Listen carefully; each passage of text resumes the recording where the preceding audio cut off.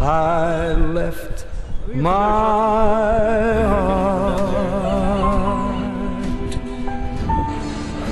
in San Francisco.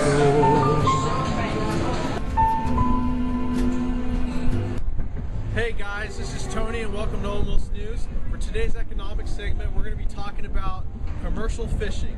And what better place to talk about that than be here, right here in the heart of San Francisco at Fisherman's Wharf Grotto.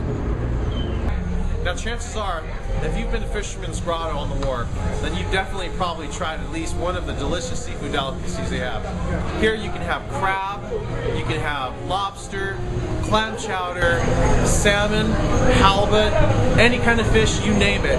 Here at the wharf, there is nothing but the best. Now one of the great things about Fisherman's Wharf, but if you don't like to stand and eat your seafood and crack your crab, well, you can go ahead and choose from a variety of restaurants we have here on the wharf.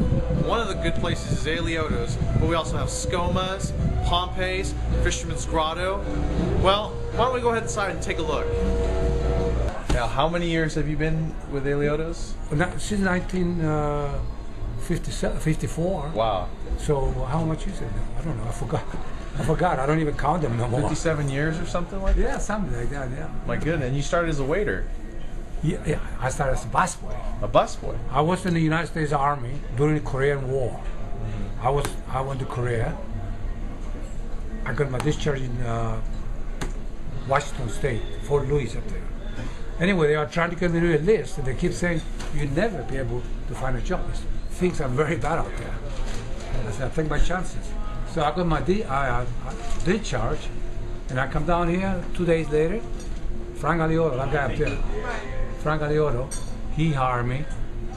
You know, he first says to me, come back at 4. We open up for business now, I cannot talk to you. So I went around. I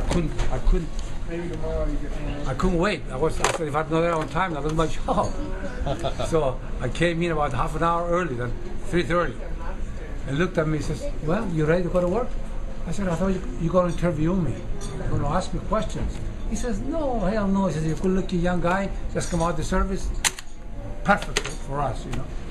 Nice. How were things back then when you first started here? How was the city? How was the... Well, you know, the old-fashioned. First of all, right down here was no meters, no nothing. I parked my car in the front all day, no meter, nothing. You know, now you get a fortune to park your car, you know. So things were different. The upstairs was built in 1957. Wow. So I worked there downstairs for 3 years, and then I was the first one to be transferred up here. Yeah. And you guys get all your fish from local right here, the Bay Area? Most of them, yes. Yeah? Mm-hmm. What kind of fish comes in this from here? Well, they got sundups, Rexall, they got the crab, everything except the lobster. Wow. Lobster, you know, from the East Coast. Yeah, this is all local. Oh, that's good. You guys got free samples? Yeah, sit down. So where do all these fish come from?